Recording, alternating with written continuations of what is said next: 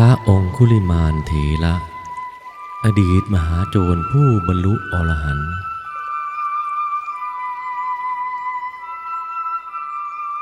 กำเนิดอหิงสกกุมารคือหนึ่งในสมัยพุทธกาลพราหมณีมันตนี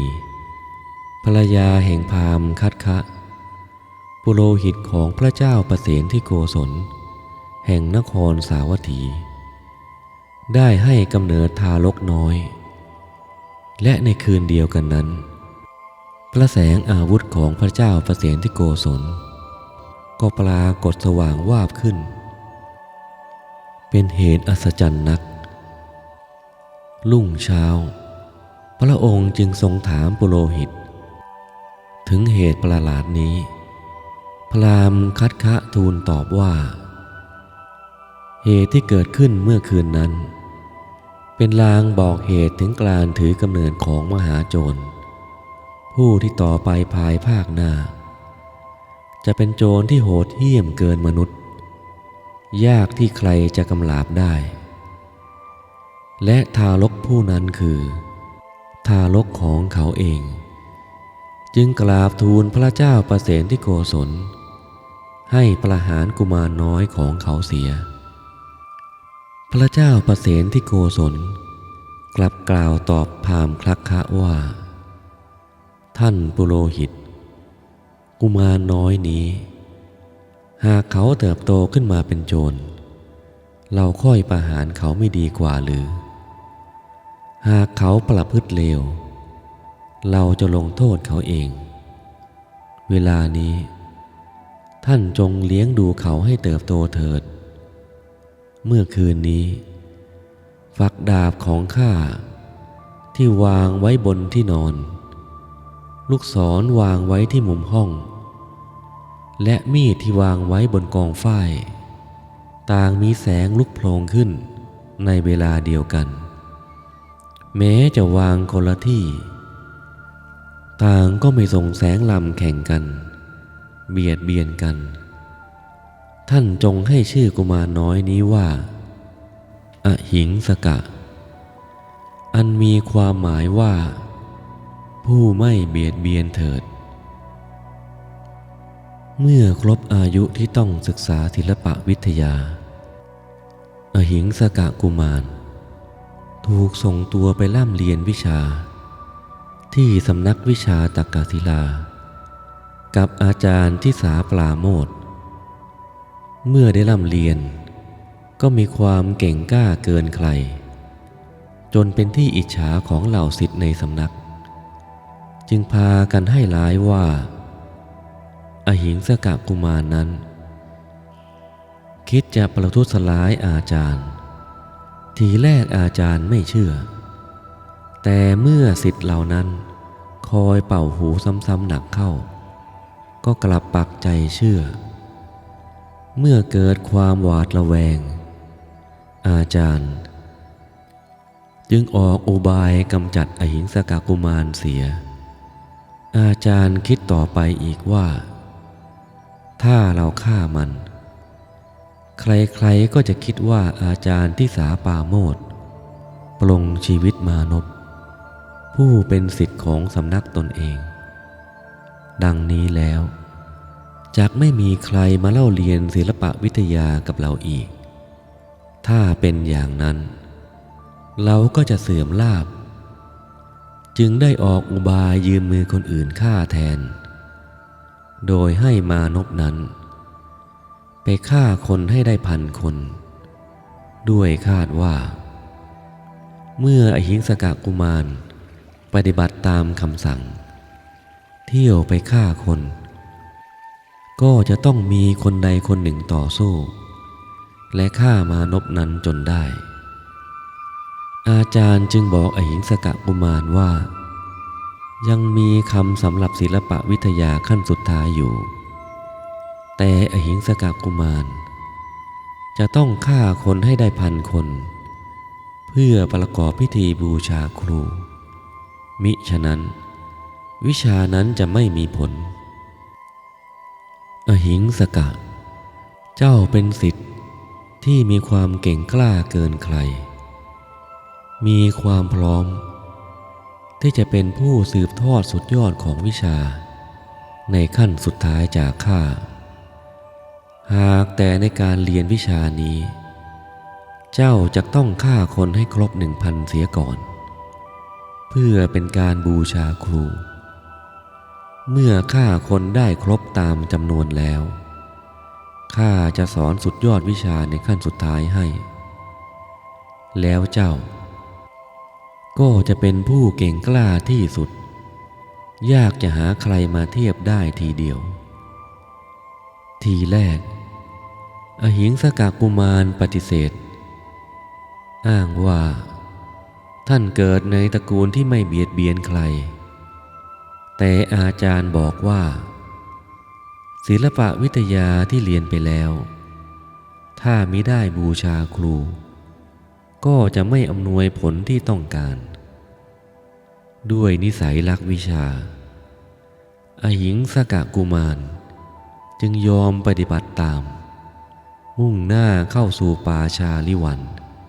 ในแคว้นโกศลอาศัยอยู่ที่หุบเขาแห่งหนึ่งเพื่อคอยดักฆ่าคนผู้ที่เดินผ่านไปมาอย่างโหดเหี้ยมสนองกิเลสในใจของตนที่ต้องการจะเป็นหนึ่งจากหนึ่งเป็นสองจากสองเป็นสามจากสามเป็น10เป็น100เมื่อฆ่าคนจำนวนมากเข้าด้วยเกรงว่าจำนวนจะคลาดเคลื่อนจึงตัดนิ้วเหล่านั้นเพื่อเป็นเครื่องหมายในการนับจำนวนโดยนำมาร้อยห้อยไว้ที่คอผู้คนจึงพากันให้สมญานามมหาโจรอหิงสกะว่าองคุลีมานซึ่งหมายถึงผู้ที่นำนิ้วมาร้อยไว้ด้วยกันเรื่องราวของจอมโจรองคุลิมานเป็นที่ล่ำลือไปทั่วชาวบ้านชาวเมืองต่างพากันหวาดกลัวเมื่อทราบข่าวว่าจอมโจรองคุลิมานไปทางใดก็พากันหลบหนีทิ้งบ้านทิ้งเรือนจนหมู่บ้านตำบลล้างผู้คนหมู่มหาชนพากันรวมตัวเดินทางไปเพื่อตั้งค่ายพักแรมที่ลานหลวงพระนครสาวัตถีแล้วพากันไปชุมนุมที่ประตูพระราชวัง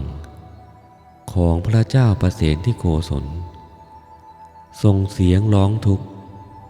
กับพระเจ้าประเสนที่โกศลว่าในแคว้นของพระองค์มีโจรชื่อว่าองคุลีมานเป็นคนหยาบช้าฆ่าคนโดยไม่มีความกรุณาเข็นฆ่าพวกมนุษย์แล้วเอานิ้วมือร้อยเป็นพวงแขวนคอไว้ขอพระองค์จงกำจัดมันเสียเถิดพราหมณ์ปุโรหิตได้ยินเรื่องดังนั้นก็รู้ว่าโจรองคุลิมานนั้นเป็นบุตรของตนเป็นแน่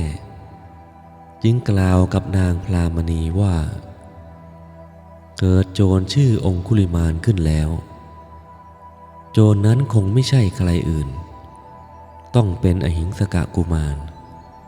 ลูกของเราเป็นแน่บัดนี้พระราชาจะเสด็จออกไปจับเขาเราควรจะทำอย่างไรนางพรามณีพูดว่าฉันจะไปพาลูกของฉันมาเองแม้นใครๆต่างพากันหวาดกลัวแต่สำหรับนางแล้วจอมโจรองคุลิมานผู้นั้นคือลูกชายอันเป็นที่รักของนางถึงจะเสียใจเพียงใดแต่นางพรามณีก็ตั้งใจว่าจะออกไปพบองคุลิมานณชายป่าชาลิวันให้จงได้ด้วยความคิดถึงและอยากจะเป็นผู้ให้สติกับลูกไม่ให้ก่อบาปทำกรรมอีกต่อไปเวลานั้นองคุลิมานได้นิ้วมือมาแล้ว999นิ้วยังขาดอยู่นิ้วเดียวเท่านั้น จึงกระหายเป็นกำลังตั้งใจมั่นว่าเช้าวันพรุ่งนี้ถ้าพบใครคนแรกก็จะฆ่าทันทีเพื่อให้ครบ 1,000 คนแล้วจะนำนิ้วทั้ง 1,000 นิ้วนั้นไปบูชาแด่อาจารย์ที่สาปราโมทย์แล้วจะได้กลับบ้านไปเยี่ยมบิดามารดาคิดได้ดังนั้นแล้วองคุลีมานก็เร่งมุ่งหน้าเดินทางรอนแรมไปทางเขตเมืองนครสาวัตถีบ้านเกิดทันทีเช้าตรู่วันนั้นพระบรมศาสดาทรงตรวจดูสัตว์โลกตามวัดปฏิบัติทรงเห็นว่าองคุลิมานเป็นผู้มีอุปนิสัยพอที่จะโปรดให้บรรลุมรรคผลได้และทรงดำริเห็นว่าถ้าพระองค์มิได้เสด็จไปโปรดองคุลิมานก็จะกระทำมาตุฆาตคือฆ่ามารดาของตนเองจะเป็นผู้กระทำอนันตริยกรรมไม่สามารถบรรลุธรรมใดๆในชาตินี้แม้จะฟังธรรมโดยตรงจากพระพุทธองค์พระองค์จึงเสด็จจาริกมุ่งตรงไปยังป่าชาลิวันเป็นระยะทาง30 โยชน์เพื่อสกัดองคุลิมานไว้มิให้ทันได้ฆ่ามารดาในระหว่างทางนั้นพวกคนเลี้ยงโคได้พากันวิ่งเข้าไปกราบทูลขอร้องถึง3 ครั้งมิให้เสด็จไปหาองคุลิมานเพราะกลัวว่าพระองค์จะได้รับอันตรายแต่พระพุทธองค์ทรงเฉยเสียแล้วเสด็จดำเนินต่อไปจนถึงป่าชาลิวันโจรองคุลิมานเห็นพระพุทธเจ้าเสด็จเดินมาแต่ไกลก็นึกประหลาดใจเพราะเมื่อก่อนแม้พวกบุรุษมากัน10 คนก็ดี20 คนก็ดี30 คนก็ดี40 คนก็ดีก็ยังต้องรวมเป็นกลุ่มเดียวกันเดินทางแต่ถึงอย่างนั้นพวกบุรุษนั้นยังต้องตายเพราะน้ำมือของตนแต่สมณะรูปนี้มาเพียงผู้เดียวฉลอยจะมีดีอะไรสักอย่างแล้วจะมาลองดีกับเราถ้ากระไรเราพึงปลิดชีวิตสมณะนี้เถิดองคุลีมานถือดาบและโล่ผูกสอดแล่งธนูติดตามพระผู้มีพระภาคเจ้าไปทางพระปิสดางครั้งนั้น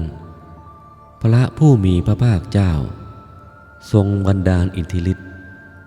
แม้องคุลิมานจะวิ่งจนสุดกำลังก็ไม่อาจตามทันพระผู้มีพระภาคเจ้าผู้เสด็จไปตามปกติได้เมื่อเป็นดังนั้นองคุลิมานโจรก็ได้แต่นึกหน้าอัศจรรย์ใจเมื่อก่อนนี้แม้ช้างกำลังวิ่ง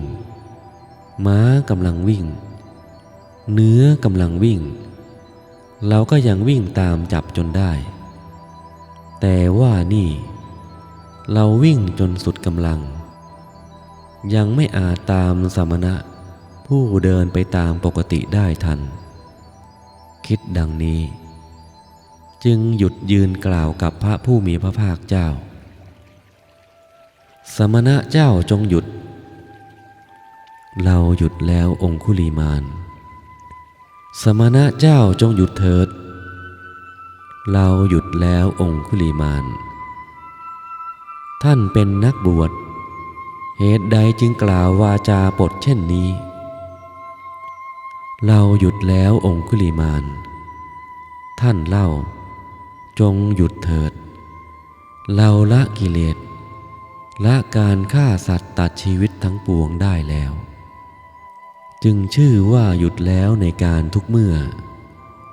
ท่านเล่า องคุลิมานท่านยังไม่ละต่อการเบียดเบียนชีวิตผู้อื่นในใจเต็มไปด้วยกิเลสเราจึงหยุดแล้วแต่ท่านเล่ายังไม่หยุดองคุลิมานเมื่อได้ยินสุรเสียงอันแจ่มใสพระดำรัสที่คมคายเช่นนั้นก็เกิดใจอ่อนรู้สำนึกผิดได้ทันทีวางดาบทิ้งธนูสลัดแล่งโยนทิ้งลงเหวที่หุบเขา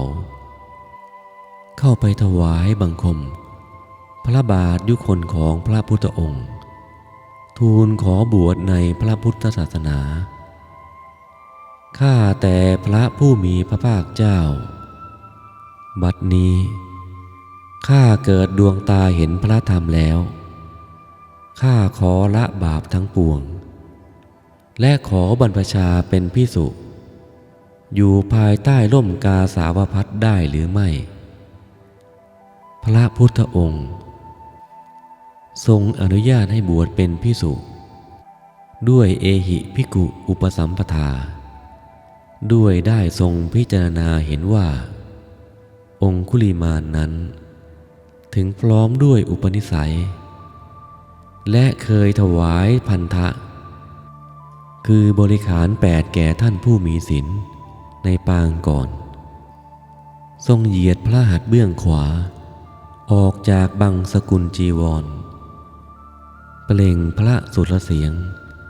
ตรัสว่าเธอจงมาเป็นภิกษุเถิดจงประพฤติพรหมจรรย์เพื่อทำที่สุดแห่งทุกข์โดยชอบเถิดละเว้นการเบียดเบียนก่อเวรกรรมทั้งปวงแล้วเราจะปกป้องท่านเองด้วยดำรัสของพระผู้มีพระภาคเจ้านั่นเองเพศคฤหัสถ์ขององคุลิมานนั้นก็อันตรธานไปบรรพชาและอุปสมบทก็สำเร็จเป็นผู้ปลงผมนุ่งห่มผ้ากาสาวะคือนุ่งผ้าอันตรวาสกผืนหนึ่งห่มผ้าอุตราสงผืนหนึ่งพาดผ้าสังคติไว้บนบ่าผืนหนึ่งมีบาทดินที่มีสีเหมือนดอกอุบลสีเขียวคล้องไว้ที่บ่าข้างซ้าย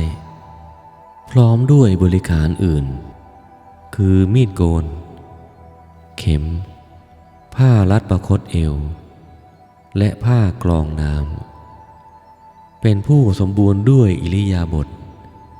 เหมือนพระเถระอายุ100 พรรษามีพระพุทธเจ้าเป็นพระอาจารย์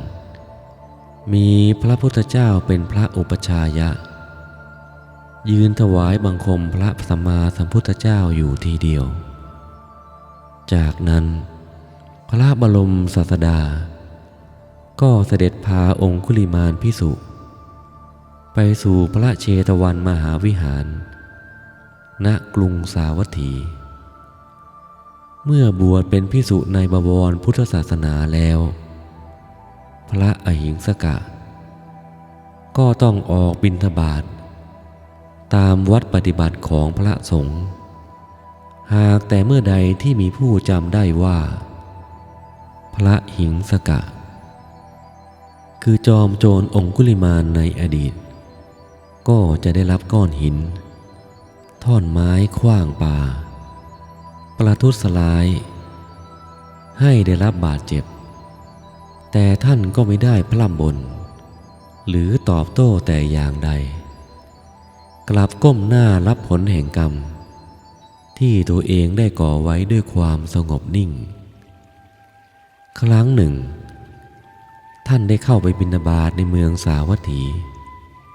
ปรากฏว่าก้อนดิน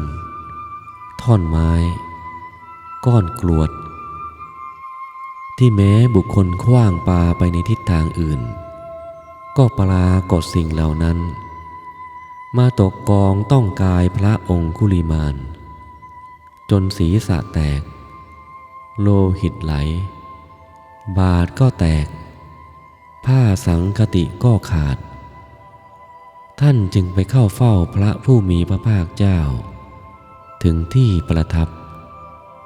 พระผู้มีพระภาคเจ้าได้ทอดพระเนตรพระองคุลิมานเดินมาแต่ไกลจึงตรัสแก่พระองคุลิมานว่าเธอจงอดกลั้นไว้เถิดเธอได้เสวยผลกรรมซึ่งเป็นเหตุจะให้เธอนั้นหมกไหม้อยู่ในนรกตลอดชั่วกาลนานนั้นเพียงในปัจจุบันนี้เท่านั้นพระเจ้าประเสนที่โกศลเมื่อได้ทราบข่าวว่าจอมโจรองคุลิมานได้ออกบวชอยู่ในสำนักพระพุทธศาสนาแล้วก็ได้มุ่งหน้าไปพบพระผู้มีพระภาคเจ้าหมายจะขอตัวอหิงสกะกลับไปยังนครสาวัตถีเพื่อลงโทษให้สมแก่เหตุที่เคยเป็นมหาโจรมาก่อนข้าแต่พระผู้มีพระภาคเจ้าข้าได้ทราบมาว่าองคุลิมานได้มาอยู่กับท่านแล้วขอท่านจงส่งตัวมาให้ข้าเถิดดูก่อนมหาบพิตรพระเจ้าพิมพิสารแห่งแคว้นมคธทรงทำให้องคุลิมานขัดเคืองหรือเป็นเจ้าฤชวีเมืองเวสาลีหรือว่าเป็นพระราชาผู้เป็นปฏิปักษ์เหล่าอื่นมิได้พระเจ้าข้าแต่พระองค์ผู้เจริญหม่อมฉันออกมาจับโจรชื่อว่าองคุลิมานดูก่อนมหาราชถ้ามหาบพิตรทอดพระเนตรเห็นองคุลิมานเป็นผู้ปลงผมและหนวดนุ่งห่มผ้ากาสาวะออกจากเรือนบวชเป็นบรรพชิตเว้นจากการฆ่าสัตว์เว้นจากการลักทรัพย์เว้นจากการพูดเท็จฉันภัตตาหารหนเดียวประพฤติพรหมจรรย์พระองค์จะทรงกระทำอย่างไรกับเขาข้าแต่พระองค์ผู้เจริญหม่อมฉันจะพึงทำความเคารพจะจัดถวายจีวรบิณฑบาตเสนาสนะและกีฬานปัจจัยเภสัชบริขารหรือก็จัดการรักษาปกป้องคุ้มครองอย่างเป็นธรรมข้าแต่พระองค์ผู้เจริญแต่องคุลิมานนั้นเป็นคนทุศีลมีบาปจะมีความสำรวมด้วยศีลถึงอย่างนั้นได้อย่างไรพระผู้มีพระภาคเจ้าจึงบอกให้พระเจ้าประเสนที่โกศลสดับธรรมจากภิกษุของท่านรูปหนึ่งเสียก่อนภิกษุท่านนั้นจึงได้แสดงธรรมต่อหน้าพระเจ้าประเสนที่โกศลพระพุทธองค์ทรงสอนว่าคนเราจะไปตามความคิดในใจเราถ้าหากเราคิดดีเราก็จะทำดีถ้าหากคิดชั่วเราก็จะทำชั่วศัตรูที่ยิ่งใหญ่ของมนุษย์คือใจของตัวเอง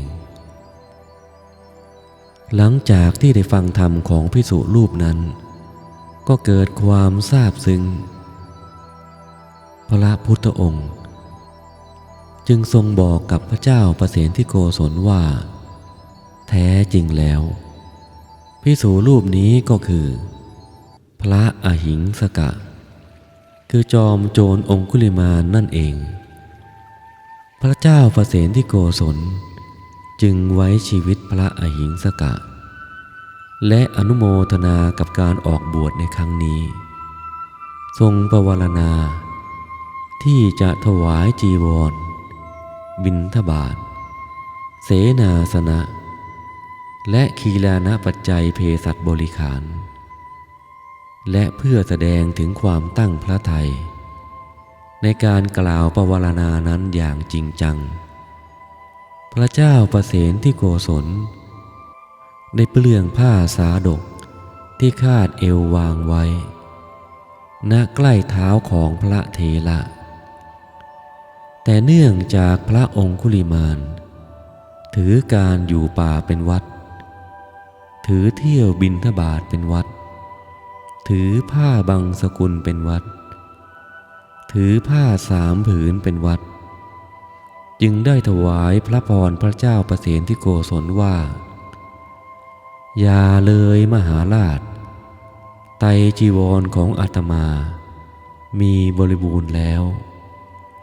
พระเจ้าประเสนที่โกศลทรงสรรเสริญพระพุทธคุณเป็นยิ่งนักที่ทรงสามารถปราบโจรร้ายได้โดยไม่ต้องใช้อาทยาและศาสตราวุธใดๆจึงทรงลุกจากที่ประทับถวายบังคมพระผู้มีพระภาคเจ้าแล้วเสด็จกลับไปด้วยผลแห่งความเพียรในการปฏิบัติธรรมพระอหิงสกะก็สำเร็จอรหันต์ในที่สุดท่านได้ทิ้งตำนานแห่งมหาโจรผู้กลับใจเป็นคนดีจนเป็นพระอรหันต์ได้เป็นเครื่องเตือนใจให้กับชาวพุทธทุกคนว่าไม่มีอะไรสายเกินไปสำหรับการทำกรรมดีก่อนนั้นเรามีชื่อว่าอหิงสกะแต่ยังเบียดเบียนสัตว์อยู่วันนี้เราไม่เบียดเบียนใครแล้วเมื่อก่อนเราเป็นโจรชื่อว่าองคุลิมานถูกกิเลสครอบงำจิตใจจนได้มาพบกับพระผู้มีพระภาคเจ้าและได้เรียนรู้ธรรมแล้วท่านทั้งหลายจงอย่าได้ประมาทจงอย่ายินดีในกามแล้วท่านจะพบกับความสุขอันแท้จริงการที่เราอยู่ในบวรพระพุทธศาสนานี้เป็นการดีแล้วเป็นความคิดที่ถูกต้องแล้วเราก็ได้เข้าถึงธรรมอันประเสริฐสุดแล้ว